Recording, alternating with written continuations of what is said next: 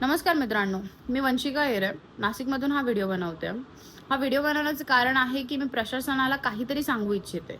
काश्मीर येथे पहलगाममध्ये झालेला terror attack, अवघ्या 4 ते 5 जणांनी 25 ते 26 जणांना जागेवर ठार केलंय आणि फक्त त्यांचा धर्म विचारून त्यांना मारून टाकलंय. कोणी गुजरातमधलं आहे, कोणी कोलकातामधलं आहे, कोणी बांगलादेशमधलं आहे, महाराष्ट्रातले 3-4 जण आहेत. अत्यंत लाजिरवाणी गोष्ट आहे ही की आपल्या भारतामध्ये असा काही नियम नाहीये, असं काही कायदे कानून नाहीये की ते याच्यावरती काहीतरी मोठं पाऊल उचलतील. ते प्रवासी आहेत. प्रत्येक व्यक्तीला फिरण्याचा हक्क आहे. जर अशा काही गोष्टी घडत असतील तर मग लोकांनी घराच्या बाहेरच निघू नये. मला मेन म्हणजे मोदीजींना हे सांगायचंय की मोदीजी जाग जाओ.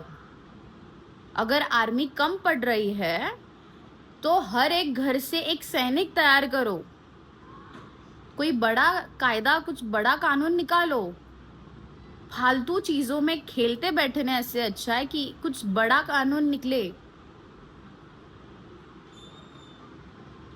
इजीली कोई भी 4-5 जन आके इतना बड़ा हमला कर देता है, 25-26 जन मर गए हैं. क्या कर रहे हो आप? फक्त ट्विटरवरती एक ट्वीट टाकणं मोठी गोष्ट नाहीये ही. हे कोणीही करेल. ट्वीट टाकून तुम्ही असं साबित करतायत की आमचं तुमच्यावरती खूप लक्ष आहे किंवा आम्ही तुम्हाला मदत करतोय. असं नाहीये. आपण काहीतरी मोठा नियम काढला गेला पाहिजे.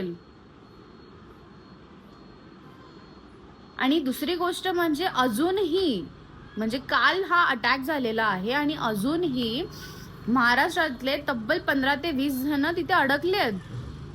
महाराष्ट्रातलेच काही अवघ्या भारतातले तिथे बहुतेक जण अडकले आहेत. त्यांना मदत करणारं कोणीच नाहीये. सकाळ मीडिया म्हणून एक आहे यूट्यूबला चॅनल आहे त्यांचं. त्यांनी एक व्हिडिओ बनवून टाकलेला आहे. त्या आंटींनी व्हिडिओ बनवून टाकलाय की ते ज्या हॉटेलमध्ये आहे तिथेच 15 ते 20 जण आहेत महाराष्ट्रातले आणि बाकीचे इकड तिकडचे आहेत.